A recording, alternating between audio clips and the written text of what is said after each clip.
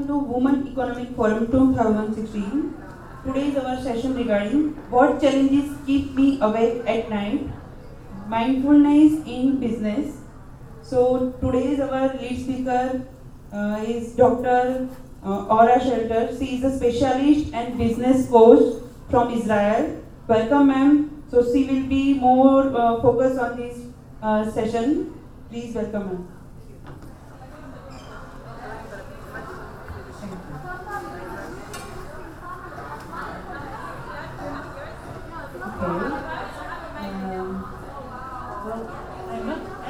Going to speak about what makes me awake at night. Because although I have some challenges that keep me awake at night, but what I'm going to talk is how to be like that you won't be awake. That's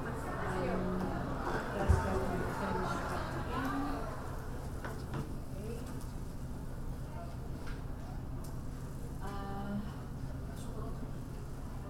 The main issue that I want to talk about today is mindfulness.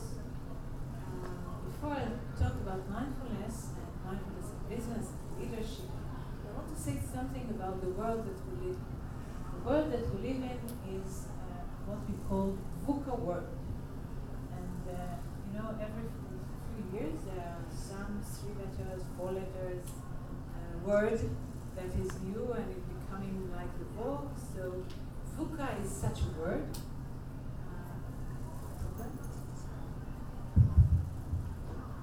VUCA is, I have to really to kiss the mic. So VUCA is such a word, it's a new word that stands for volatile, uncertain, complex, and ambiguity.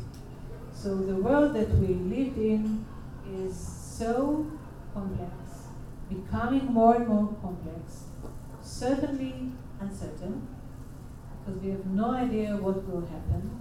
We know what we want to happen, but usually we start away and then we have to go this way and this way because circumstances change so much. We are volatile, I mean the rate of change is great, and ambiguity, meaning that we don't really know if what we're doing is the right thing, this is how it should be done. Everything is very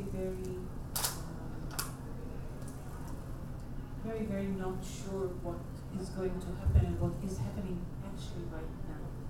So in a VUCA world, we have to drive forward without seeing where we are driving, what is going on forward, and the mirrors that we look backwards do not help us. So this is the VUCA world, and in such a world, leadership has a lot of challenges. And some of the challenges are here. We are stressed. I don't know, I'm even stressed here. I came to a conference to enjoy myself, and I find myself answering emails, WhatsApp, SMS, doing a lot of work in my laptop after I finish working, because work at home doesn't work from Israel, where I come from, do not stop. So I'm stressed, and this is even when I'm here at a so-called half vacation. When I'm home, I'm totally stressed. We are confused because we don't have a real compass. We are overloaded because there's so much to do, and we always do not have enough time to complete things and say, okay, now I can rest. And we are alone because when we are managing, when we are leading, it's a lonely job. We're alone. We can get help from consultants, we can get help from friends, from family, but we are basically we are alone. We are blind because we have no indication, not only where to go, but what is important and what is not important. And we are living in a rough and tough world where sentiments, passion, and emotions are considered to be out of the door, out of the room. They don't really care. So, what do? How do you cope? Well, what I want to suggest is something that we call mindfulness. I'm a setter. I'm a professor at Tel Aviv University and at MBI here in Bulgaria. Well, except you, all of you know me. And for the last 10 years, I've been dealing with mindfulness and with the combination of Buddhist and Eastern thought within the Western management and organizational culture. So this is what I'm going to do. I'm going to talk about mindfulness. If my colleagues will not come, we're going to practice mindfulness, and we're going to understand what is mindfulness in different ways and in different places. Okay? So let's start.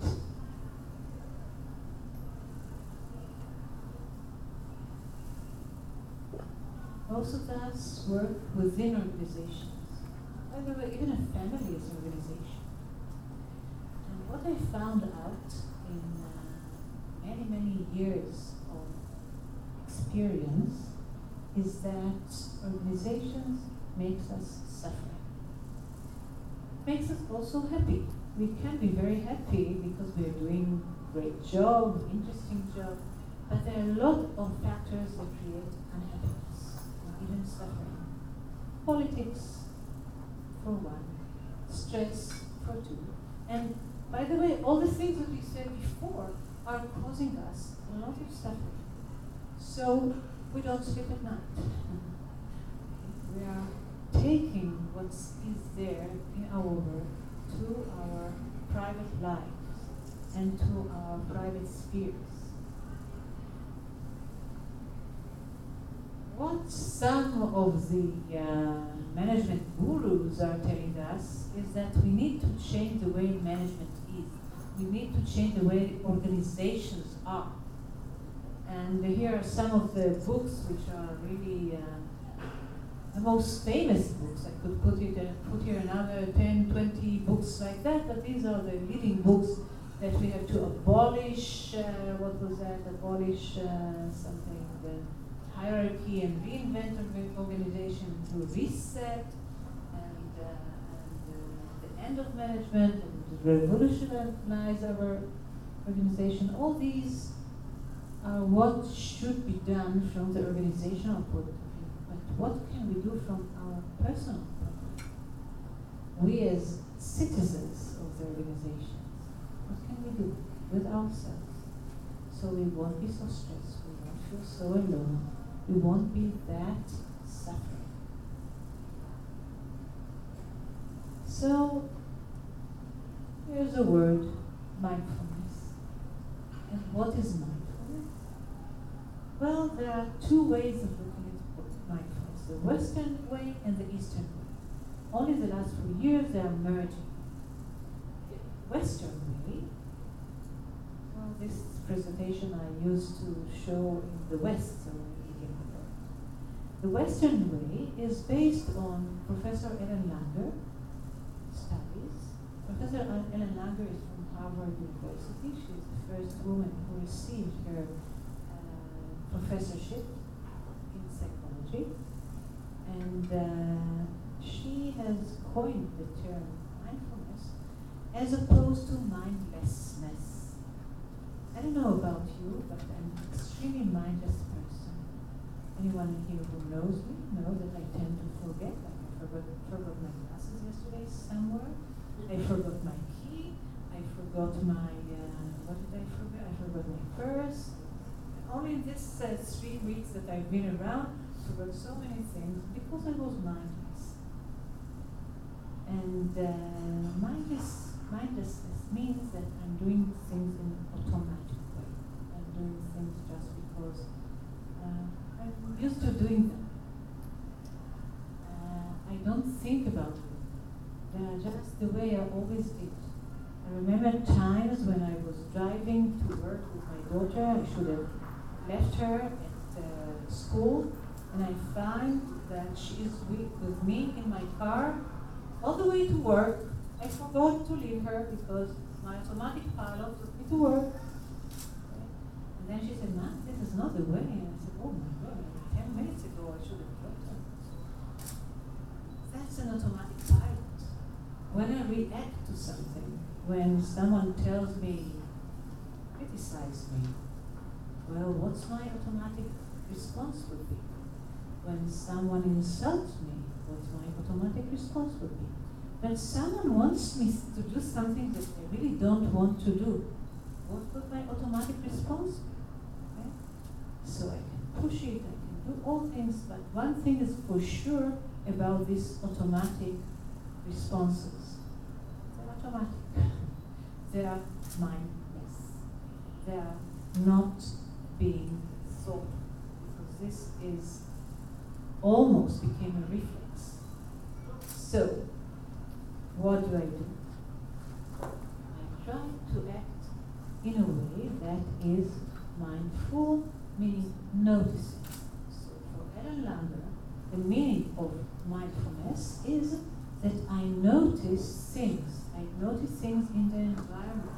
I notice where I am, and I'm very tuned to small changes. There was once this book of Rudyard Kipling, I think it was called Kim, where Kim was a little boy raised, I think, in India, and his teacher told him, put many things on the table, and then covered it and said, what was on the table?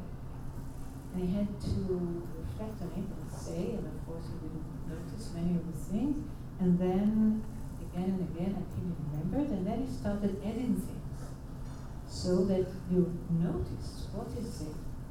Sometimes we don't notice things. For example, some of us were traveling today, maybe, or yesterday.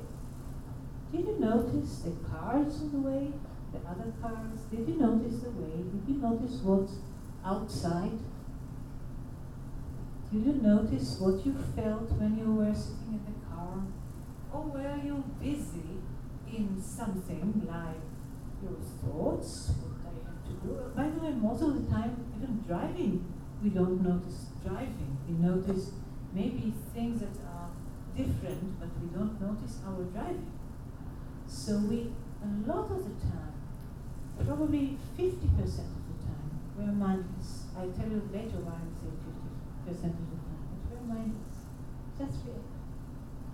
So this is what Ellen Langer says, that it's a noticing change in their environment. And mindfulness means let's look around and notice things. Let's do that, okay? Look at this room and notice, and when you look at the room, you've probably been sitting in this room for a couple of hours. Look around.